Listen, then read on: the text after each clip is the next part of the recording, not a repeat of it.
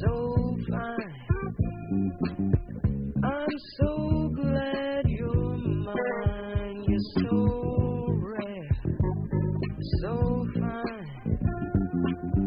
I'm so glad you're mine. You make me glad I'm a woman, 'cause you're a feeling man. And anytime I know you're needing, I'm gonna please you every way I can. You're so rare, you're so fine. I'm so glad you're mine. KBLA Talk 1580. So honored to welcome into the space a musician, actress, poet, activist, television producer, and author. Best known for that song right there called Take Your Praise. That was sampled by Fatboy Slim on his track, Praise You. But it's originally recorded by her back in 1975 for her first album, The Iron Pot Cooker. The album is based on her one-woman spoken word show, Tales and Tunes of an African-American Griot, which she toured nationally with during the 1970s and 1980s. She has authored the children's book called Cornrows, which actually won the Coretta Scott King Award. She's written other books for kids, getting high praise, and she is absolutely a Renaissance woman. Pleased to welcome into the space Nana Camille Yarbrough. Good morning. Good morning, my sister. I'm so happy to be here with you and to listen to listen to the song, but to listen to the intro describing your station. We need those words, those unifying words for our people and how we need to be together. So thank you for having me as a guest this morning on your show. Oh, yeah. I'm pleased to welcome you in. I mean, you've been doing this work for a long, long time. We're honored to have a Black-owned platform that makes a difference where we can say things the way we want to say them. So we're thankful to Tavis Smiley for getting it together to buy a radio station. Wow, I didn't know that. That's marvelous. Yeah, well, we're just two. We turned 2 years old on Juneteenth, and it's the only Black-owned talk station west of the Mississippi. So certainly a griot, a pioneering griot like yourself, definitely deserves and is most appropriate to be here. Well, thank you. Thank you so much. And you're there. That's the important thing. So, and this is... because... Go ahead, please. No, I'm just saying that we need firsts. We're still having firsts with our people, and It's been a long time, but we continue to open the doors and to make space, not only for ourselves, because when we open doors, other people come in too.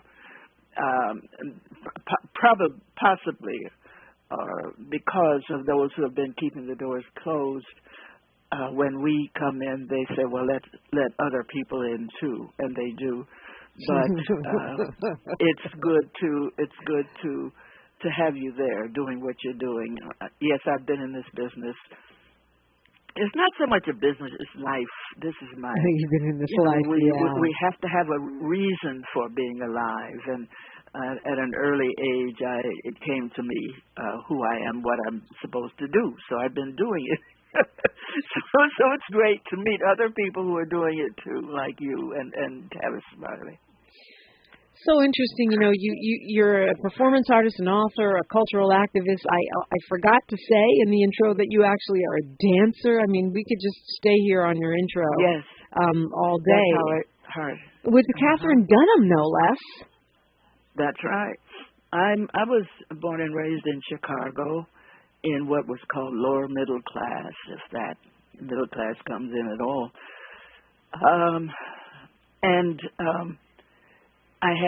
I was very aware at an early age of what was going on with our people. I didn't really know why, but I saw damage. And I felt that spirit inside me, that born inside me energy, said, don't accept it. We have to do better. And that energy and I believe in my ancestor, the presence that we carry from before, directed me to do certain things. And one was I like to read. I would go to the library, and I had trouble with some of my not classmates, but in my block, because they said, no, you just a nigger like everybody else. Who you think you are? You're trying to be something else. But I wasn't. I was just listening to my spirit, and it told me to do different things. One thing, I was reading a newspaper, and there was two newspapers. One was called The Sun, the other was called The Times, and they decided to come together and to build up their readership. They said, if young people want to, can you get 16 subscriptions to our new paper? We'll give you a brand new bicycle. Schwinn or J.C. Higgins. And you know me. I said, what? This reader. And so I got the bicycle. And wow. then I'm telling you, you get directions. So directions told me to go to Washington Park, south side of Chicago, and ride. So I went to Washington Park, and when I was in the park, what did I hear? I heard some drums. And I found the place in the park where a field house where classes were being held. And that took me to our culture on a deeper level, because that was there that I started taking dance classes. And then the teachers saw I was I was into it. It was part of me. And then they directed me to a better teacher, not a better teacher, but a teacher with a school downtown, Jimmy Payne. And so that's when I started, and then after years, I auditioned for the great Catherine Dunham Company, which was the largest and most in-depth dance company. They were really into our stories, into our culture. And so I was accepted into that company. We had already, they were in film. Stormy Weather is one of the big films that they were in back at that time. And so it was a door that was open, and it taught me so much about my culture, besides the fact that I like to read about our story. So that's how that was my entrance, physical entrance into theater. I had gone to in Chicago, in New York, they have the Apollo Theater. In Chicago, there was a Regal Theater. And our great artists came. That's one of the important things, when we can see on stage the artists at their best. And I have to say, at that time, there was no name calling. There was no put down. The women were not put down. The men were not overdone. And so I had a chance to hear the great voices and see the great performances. That was school. And so you asked me one question, and I'm answering a lot of questions because I'm a storyteller. And that's all good. That's why we're glad you're here. Nana Camille Yarbrough is our guest. We hear more about the journey. And, I got a lot of questions. It sounds like OG or original Griot Artivist, Nana Camille Yarbrough. How you get there on KBLA Talk 1580. The station you turn to when you had it up to gear with cultural incompetence. KBLA Talk 1580. Finding great candidates to hire can be like, trying to find a needle in a haystack. Sure, you can post your job to some job board, but then all you can do is hope the right person comes along, which is why you should try ZipRecruiter for free at ZipRecruiter.com/free. ZipRecruiter doesn't depend on candidates finding you. Its powerful technology identifies people with the right experience and actively invites them to apply to your job. You get qualified candidates fast. So while other companies might deliver a lot of hay, ZipRecruiter finds you what you're looking for. The needle in the haystack. 4 out of 5 employers who post a job on ZipRecruiter get a quality candidate through the site within the first day. ZipRecruiter, the smartest way to hire. And right now, you can try ZipRecruiter for free. That's right, free. Just go to this exclusive web address, ZipRecruiter.com/free. That's ZipRecruiter.com/free. ZipRecruiter.com/free. I'm Kareem Abdul-Jabbar. I learned about atrial fibrillation the hard way. My symptoms would come and go, shortness of breath, fatigue. I kept going. Then I got so lightheaded, I couldn't. My doctor said I have AFib, so I'm about 5 times more likely to have a stroke. Other symptoms, irregular heartbeat, heart racing, chest pain can come and go, but the risk of stroke stays. If you have symptoms, tell a doctor. Visit notimetowait.com. Sponsored by Bristol-Myers Squibb and Pfizer. I'm not saying I'm a back-to-school shopping expert, but I just went to Kohl's and found looks my kids can wear for picture dates, play dates, and every moment in between, all for less. I'm talking jeans for under $20, tees for $6.99, and more. Plus, I got $10 off because I'm a Kohl's Rewards member. So if you want new school styles at old school prices, you know where to go. Select styles. Kohl's Rewards offer ends August 8th. Some exclusions apply. See store or Kohl's.com for details. Gotta stay fresh, ma. I don't shop with a rest bar. Have you visited us online for the grand opening of KBLA.store? For the best in new merch, gift ideas, books, media, and more, log on to KBLA.store. Be sure to check out our KBLA team favorites at KBLA.store today. That's KBLA.store for all the official merch on your favorite talk radio station, KBLA Talk 1580. Thanks for waking up with Dominique DePrima on KBLA Talk 1580. And it's my pleasure and my honor to talk with Nana Camille Yarbrough. So many things that you said in your storytelling, just in the very beginnings of the show, launched a million questions. We could stand here and sit here and talk for hours. But you said that the first thing that struck me is that you were listening to your ancestors, listening to spirit from a very young age, from the age when you could compete to win a bicycle from the Chicago Sun-Times. I'm thinking you might have been, barely in double digits if you were even that. How did you become aware of that voice and start listening to it as a little kid? And it sounds like you continued listening for decades on. I did. Yeah. So when did this start, and how did you know it was the right thing? Okay, that's a question it took me a little while to understand, and I want to talk into that by mentioning the republication of my book Cornrows. Cornrows, because right. At the beginning of the book, it's dedicated to my mother and father, our family, and I said to Mama and Daddy, who did what they could in their day, in their way, to pass on to their children the spirit of what could be, would be tomorrow. That spirit is what I'm talking about. It spoke to me in many ways. I would just be aware of things. For example, here I was very young, and I was aware that there was something wrong, something happening to my people. And one of the focuses was on our hair, the negative focus was on our hair. And I used to, we used to laugh. People would laugh and talk about our hair and cover it up. And then as I grew older and went and started reading, I would discovering where that attitude came from, where that damage came from. And that's when I began reading more. But that no spirit to negativity was with me from very young, an early age. And then I had a grandmother who told stories. And she was watching me all the time. And she scared me after a while. But then I thought she was just looking out for me.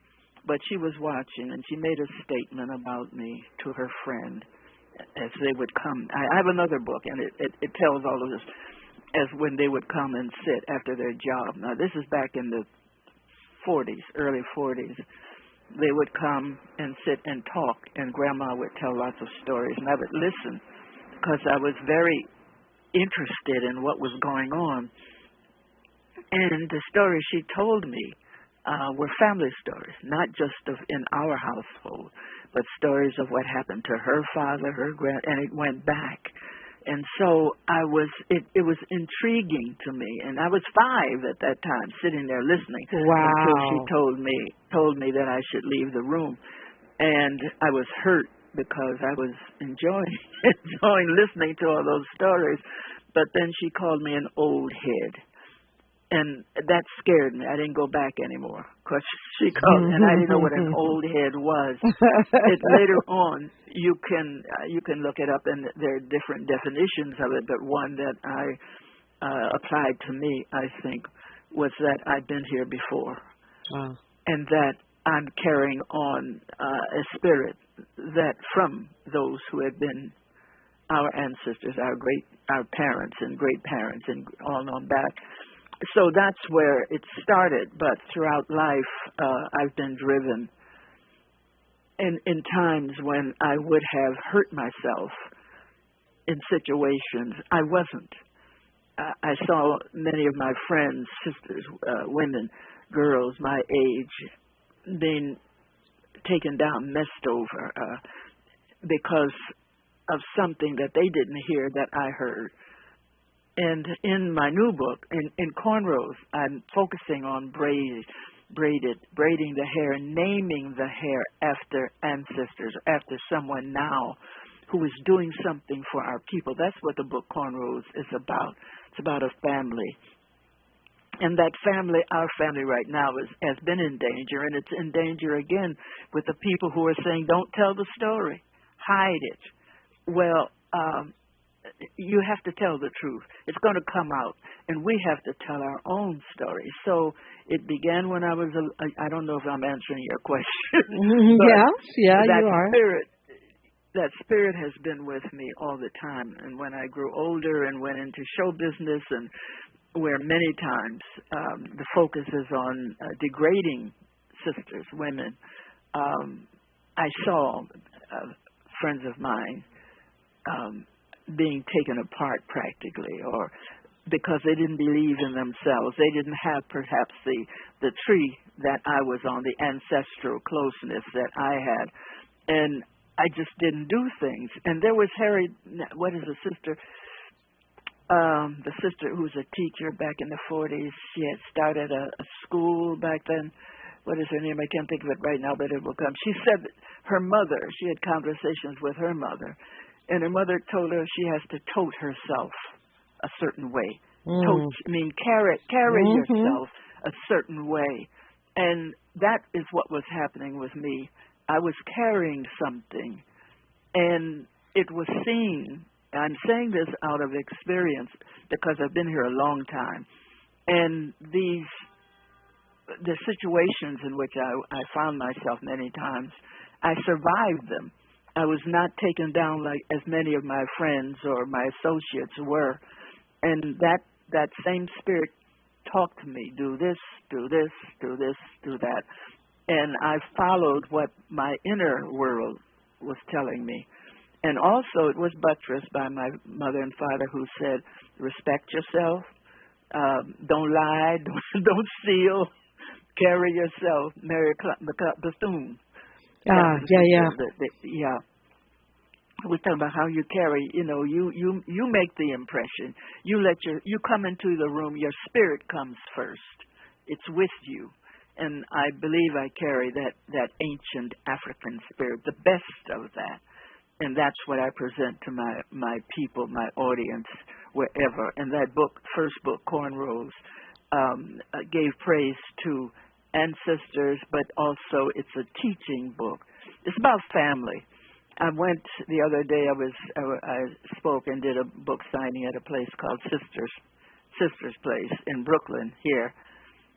And I didn't know these people. They kept coming in when it started. And it was so beautiful. And their response to my reading from the book was like going to church. They started talking out, and not at the Apollo, but right there in Brooklyn. And when you speak coming from our story, it's relatable. The people, our audiences see it and feel it, and they were always that way. In the book Cornrows, as the mother and the great-grandma tell the story of braided hair and how you had to name it. You just didn't wear your hair. And after doing some research, in particularly in Nigeria, my reading took me to the stories of how they named the hair in honor of a person, one of their leaders, one of their deity, a good friend, of name it after your mother, your father. And so in the book, I say that, name it. You can name it for a river, you can name it for a flower, but you can also name it for Langston Hughes, you can name it for Paul Robeson, you could name it for Nina Simone, you can name it for Aretha, you could name it for, and it goes on because they have given something to us. And that's the point, not just fashion. It was tradition. Not just fashion, but also tradition. No. This book first. Fashion changes. I'm sorry, dear. No, I mean I just love that phrase. Not just fashion, tradition. That's right. Yeah.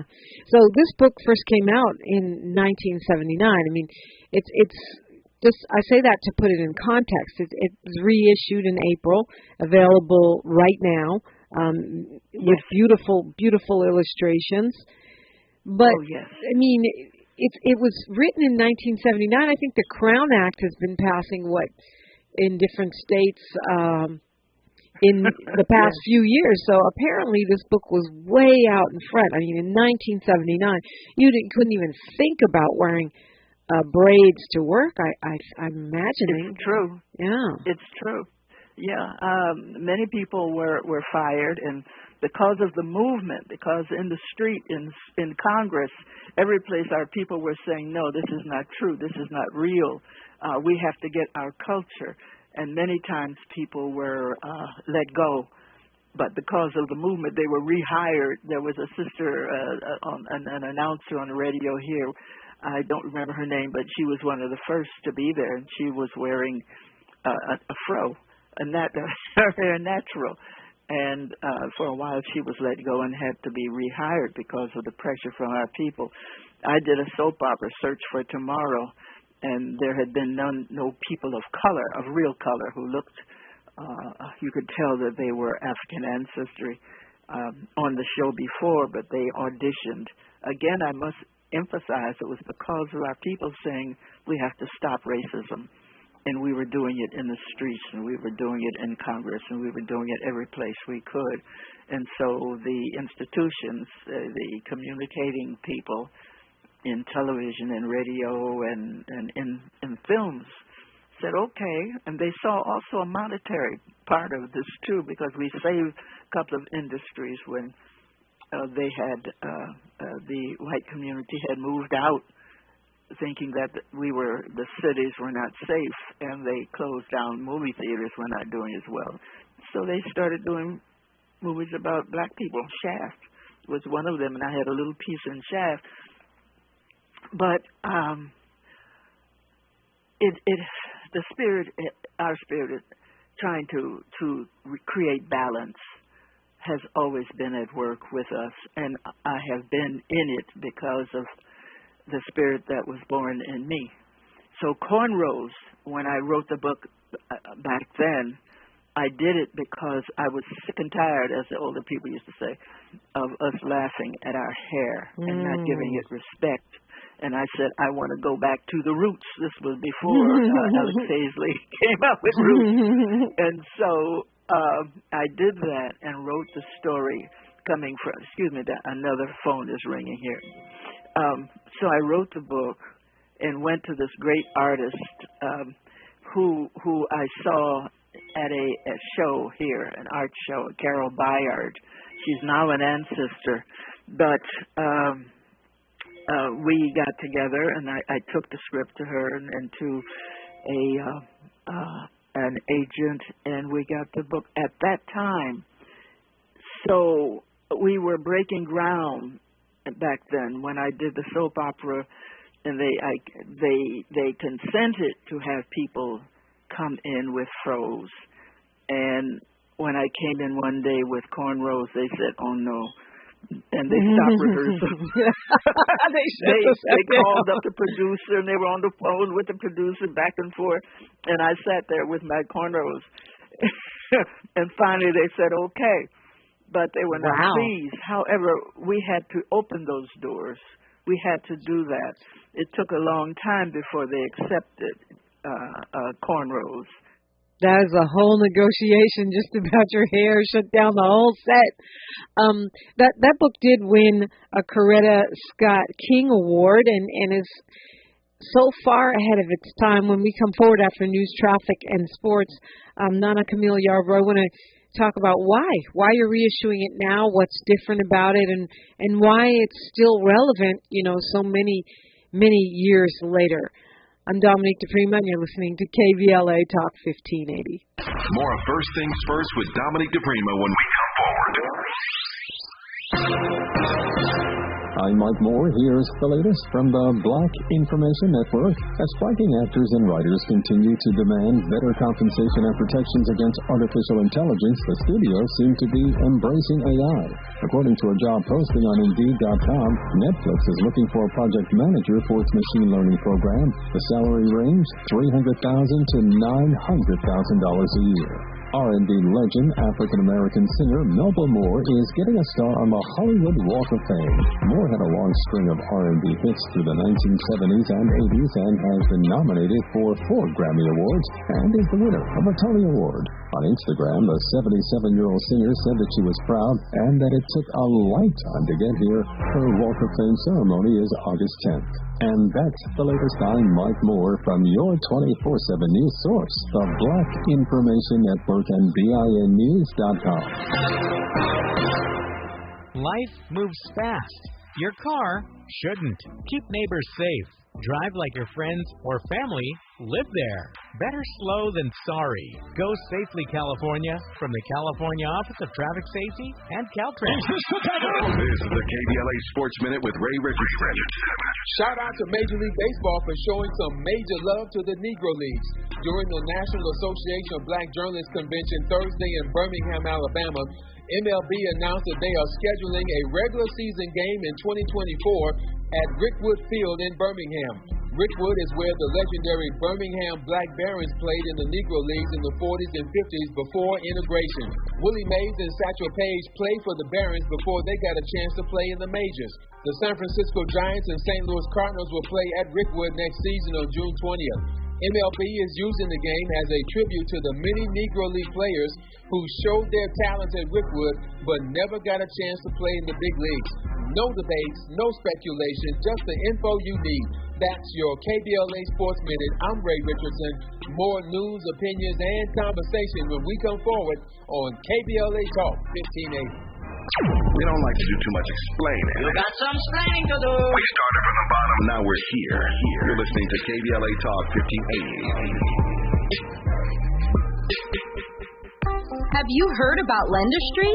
Lendistry is a national black-led small business lender that is headquartered right here in LA. Once you've started your business, Lendistry provides flexible financing options starting at $50,000 to help you access the affordable capital needed to grow. Whether financing is needed to increase working capital, acquire a business, purchase inventory and equipment, or refinance debt, Lendistry has a solution for you. Lending products range from traditional business term loans and non-revolving lines of credit to SBA 7A loans and commercial real estate financing. Lendistry's free application process is simple and does not impact your credit score. Visit lendistry.com/KBLA to learn more and to get started with an application right from the website. Extreme heat increases your risk of heat illness and death. Warning signs of heat exhaustion include muscle cramps, headache, and nausea. Signs of heat stroke include a fever of 103 or higher, confusion, and loss of consciousness. Protect yourself by limiting time spent outdoors, staying hydrated, and staying cool in air-conditioned spaces. Learn how to stay safer from extreme heat at heatreadyca.com. Brought to you by the state of California.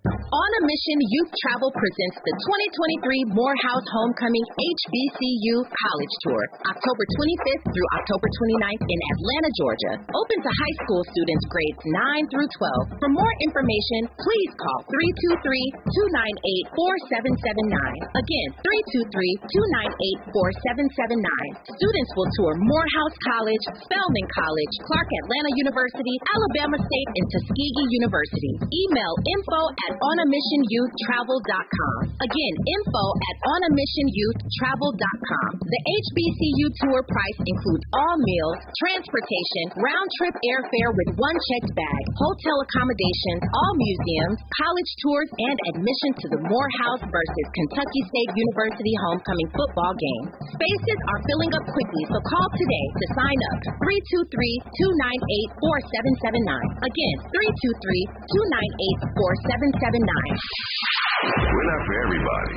but we're for everybody. You're listening to KBLA Talk 1580.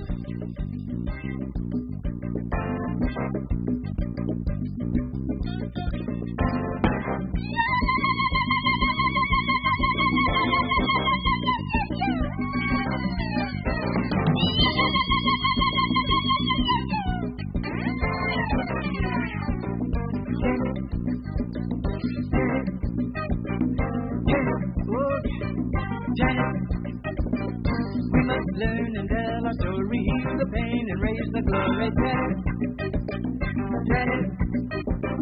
We must learn and tell our story, heal the pain and raise the glory.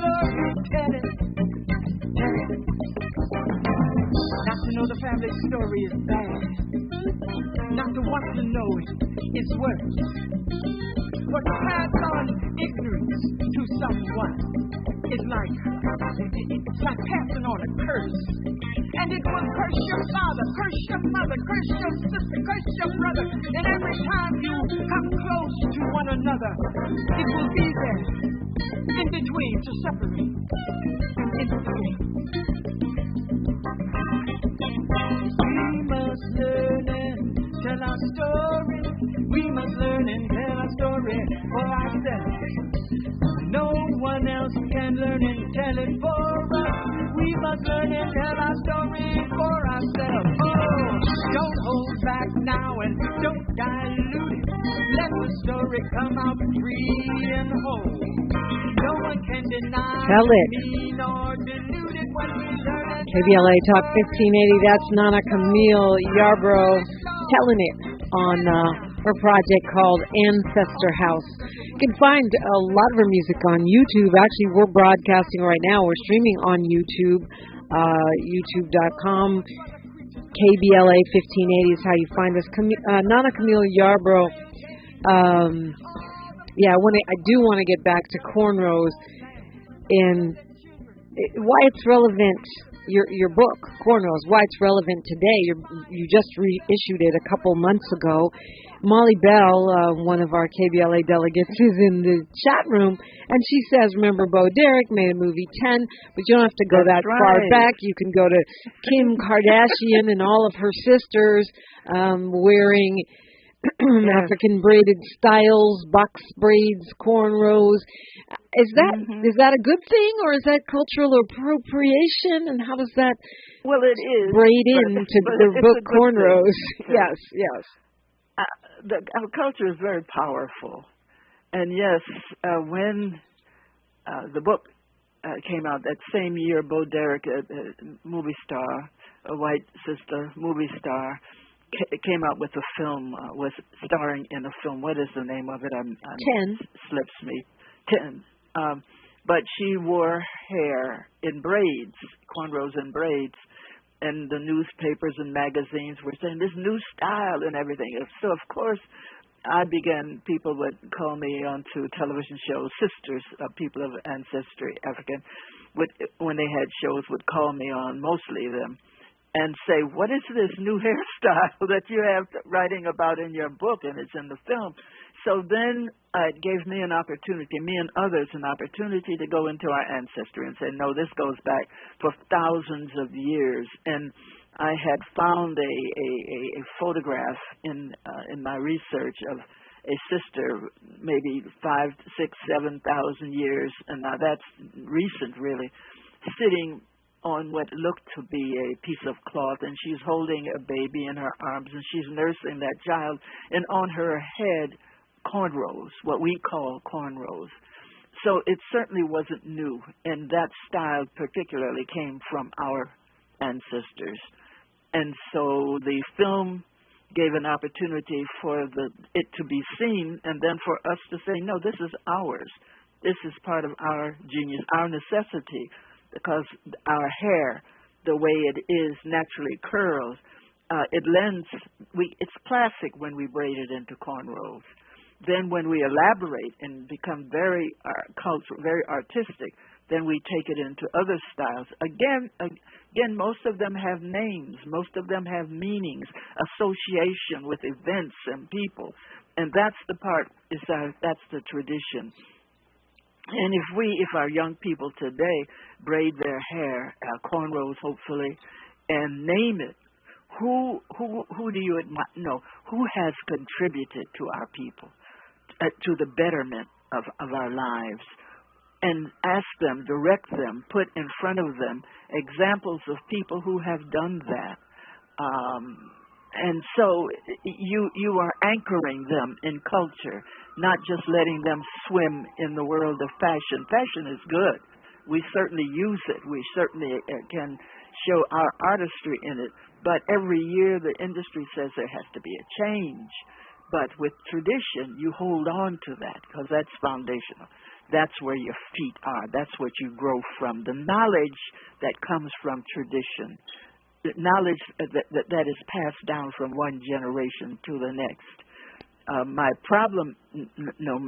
invitation was when I saw the damage that had been done by racism. And I said, let's talk our culture because our culture tells the truth. And you have to be careful about that, though. You have to be sure, do the research. There are great Dr. John Henry Clark and Dr.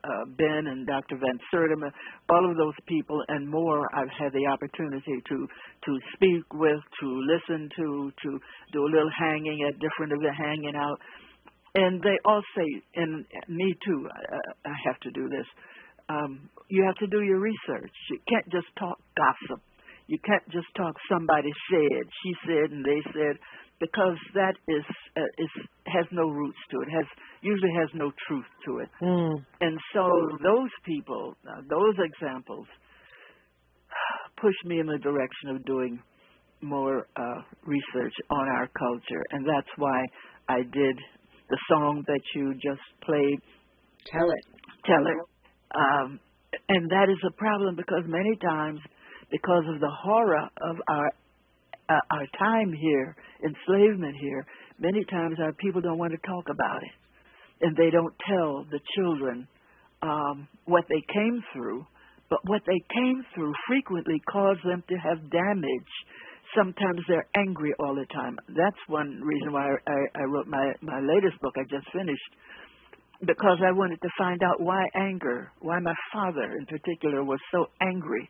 And I said, why? Why does he go off like that? And then I had to do research, and I found out. But this Cornrows, the book leads you into a study of our people and an appreciation of our families, the relationship of the two children to the mother and the great-grandmother and to their father.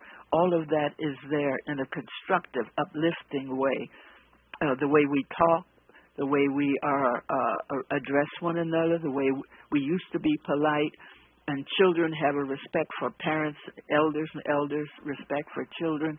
See, a lot of our children now, they don't see that, so they don't know what we're talking about when we address elders in a certain way, or when we talk to each other without put-downs. That anger is still with us. Yeah, honestly, we can do a whole other conversation about that because I feel that there are lots of children that do see it and that do carry on some of those traditions of respect and family.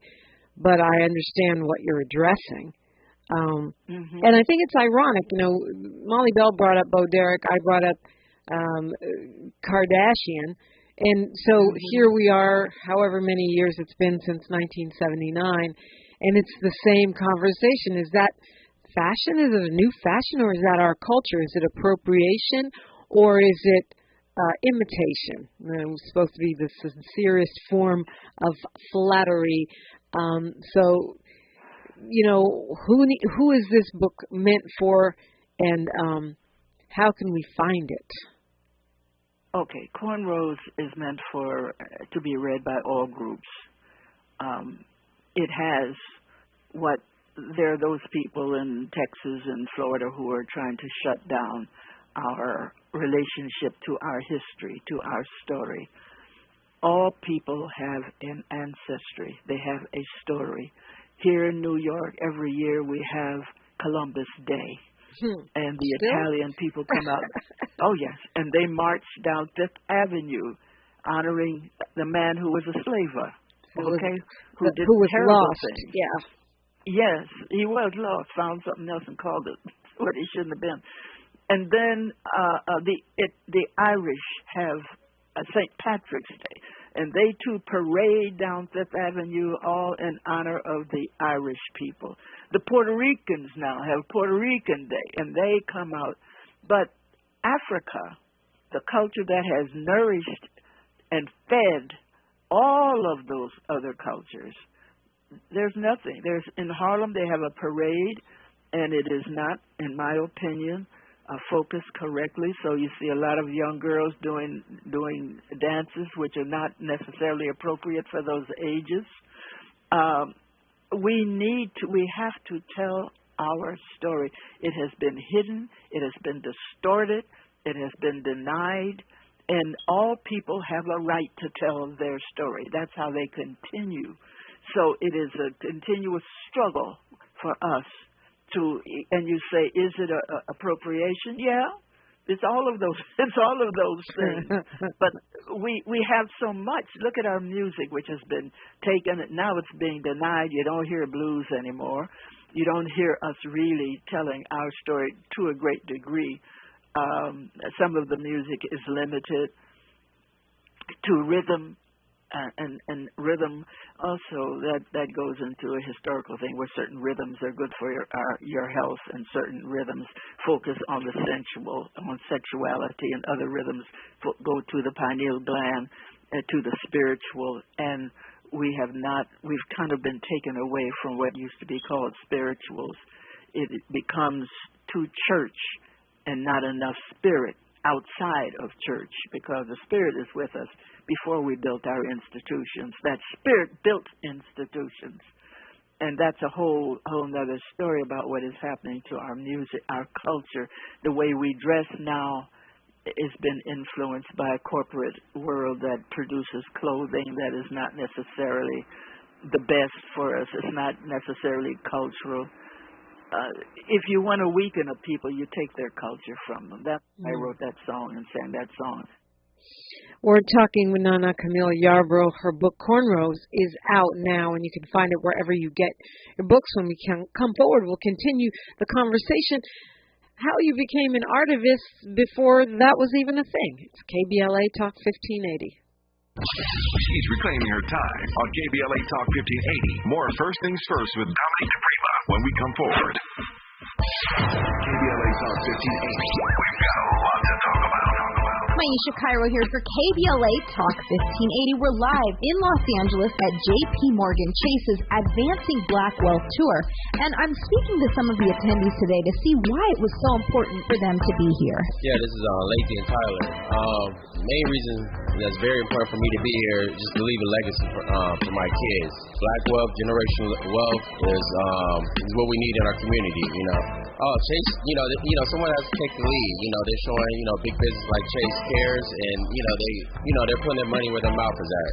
So it's good to see, big institution like Chase, giving a lifting hand, to the community, and you got to respect that. It makes me want to bake for Chase, and give them another look if I go to another institution. I actually see what Chase is doing for the community. That's right, Chase is doing their part to help advance Black wealth. For more money support, tune in every day from 12 to 2 to KBLA Talk 1580's Midday Money Chain, right here. Contracts, and grants. This is Rambo, and I'm back August 5th. Contracts, and grants. I'll be at the Westin Hotel, LAX, Saturday, August 5th. Me and my guests are fast-paced in the contracts and grants. They only speak 6 minutes each. I have LA County, I have the city, I even have Everett, the CEO of Lindustry, coming to talk to you guys. And for the first time ever, I have Metro's Director of Certification coming. We average over 700 attendees, so you know the rules. Parking's about $15 with the event validation, event, coffee, snacks, all free, paid for by Rambo oil industry. And yes, you can bring guests. So save your seat, DeonRambo.com. Listen, contract ready's only 2 hours from 10 a.m. to 12. But if you get there around 9:30, I'll probably be doing some Q&As and things like that before the events I never get a chance to do. I honestly keep saying I don't know what's more important for LA businesses right now than local contracts. So I'm back, Westin Hotel, LAX, Saturday, August 5th. August 5th. It takes 2 minutes to register. DeonRambo.com. Go register now. DeonRambo.com. The Los Angeles Urban League helps African American and others in underserved communities achieve true social parity, economic self-reliance, and civil rights. For over 100 years, Los Angeles Urban League has ensured our communities have access to careers with living wages, opportunities to start and grow businesses, and clear pathways to personal and professional growth. Programs like BizCamp, Construction Career Academy, Spa Business Ready, and B-Warp. The Black Wealth Attainment and Retention Program are examples of the ongoing events designed to make our centennial mission to rebuild Black Wall Street right here in LA a reality. To sign up for our newsletter or to support the Los Angeles Urban League with your time, talents, and donations, visit laul.org. That's laul.org. The Los Angeles Urban League is a proud sponsor of Urban Family Focus, Saturdays at 7 a.m. on KBLA Talk 1580. This is KBLA Talk 1580, where everybody is somebody and nobody is a stranger. You belong here. You do, and we're so glad you're here to end our week with some wisdom.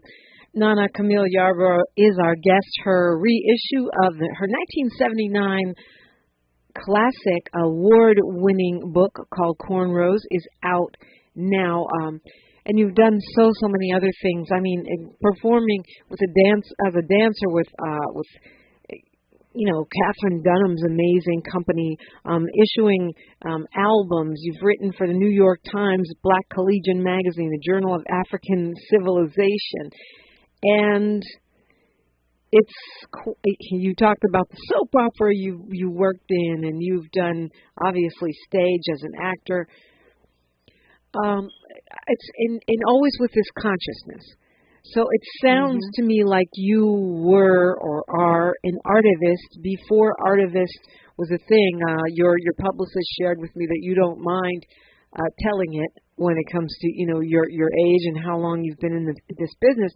How did you come to that space of being an artivist before it was a thing, and how do you sustain it for all these years? Explain to me the word artivist. Well, it's an artist who's also an activist in their approach to their work and to their lives, really.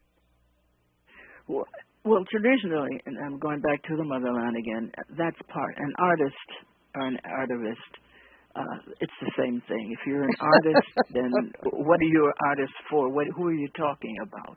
Who are you reflecting? Who are you speaking to and with? That's what griots do. Griot, and that word is a mispronunciation of an African word, jawal. I can't even say it properly, but there are different names for it. Wolof and all over Africa, there are names for those people who tell the story, and they do it righteously. They have to speak. They have to stand with the culture when they do it. Not just make up things. Stories are good, but you always have to go. You have to go back to the reality. Thank God for our singers who usually do that, particularly the blues singers who we don't see anymore, don't hear anymore, who were very close to what was happening and spoke about it. But then you had artists like whose name is yes, my age, I'm forgetting a few names.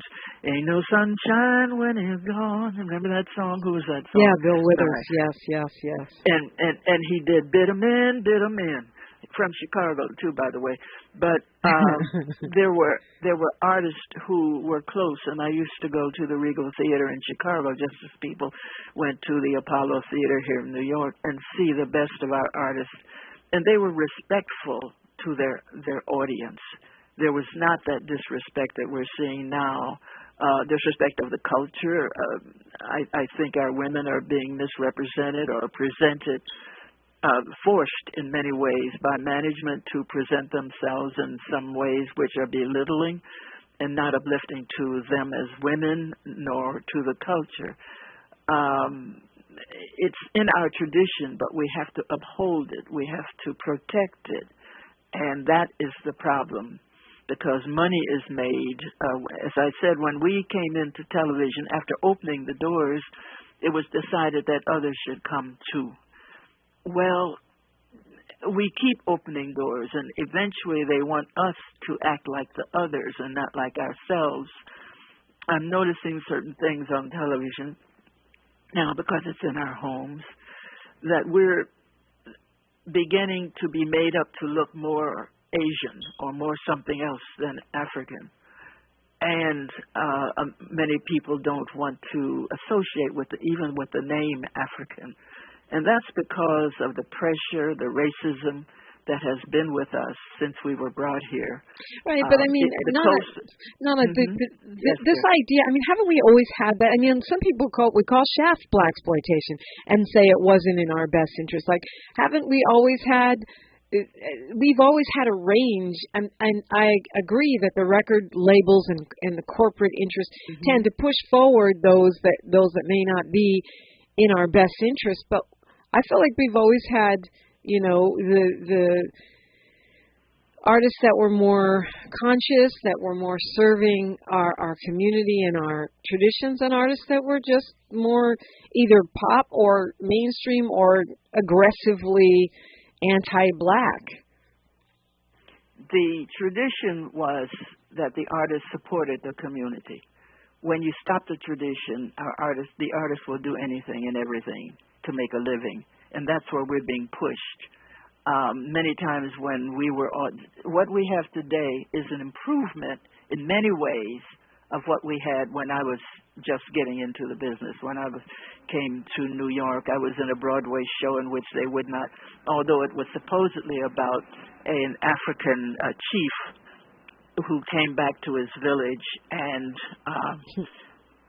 then was confronted by a European woman who was there. What was she doing? I've forgotten. And there was a love affair that was happening, but they would not allow them to be embraced. They would not allow them to What year on is this? the stage. That was 1961 when I came to live in New York. Wow. That kind of thing was not allowed, you understand. Right. But because we identifying those who identified with Africa without saying so, just did it, then we made progress. There were always those people who said, well, I know who's paying my bills. I know what side my bread is buttered on, and I'm going to do whatever they tell me to do. So there's always been that struggle, and that's good as long as it's the one that is grounded is still there. I saw that it was an example of that. What was the sister who was at Essence and the singer who at the end did the national. Yeah, Jill Scott. Yeah. That was an expression of saying, no, something is wrong. That was a griot spirit happening. Now, her, with all of her skill, with her acceptance, she still understands the focus of what an artist should be, traditionally did. So, yeah, that struggle has always been there. When I did Shaft, had that little piece in Shaft, when I saw what was happening, what was coming, I said, oh, no, I don't want to do this anymore. And then I went to try to get into theater. And so, because I knew they were going to undermine it, the black man standing up the way he stood up and doing, that was new, that was groundbreaking. But after that, they had to show other parts, and they have to take it more into sex, because sex has been that thing that has been used to take us away from the foundation of our culture. Well, Nana Camille Yarbrough, I hope you'll come back, because I haven't even gotten halfway through the number of questions that I would love to ask you. And so I really hope you'll join us again one day soon. And thank you for being with us today, and congratulations on the reissue of your book, Cornrows. It's beautifully illustrated, beautifully written, and I think a great gift for people to think about giving to anyone of any age. Thank you for being with us. Thank you so much for having with you. Thank you. Yes. Nana Camille Yarbrough, the book is Cornrows.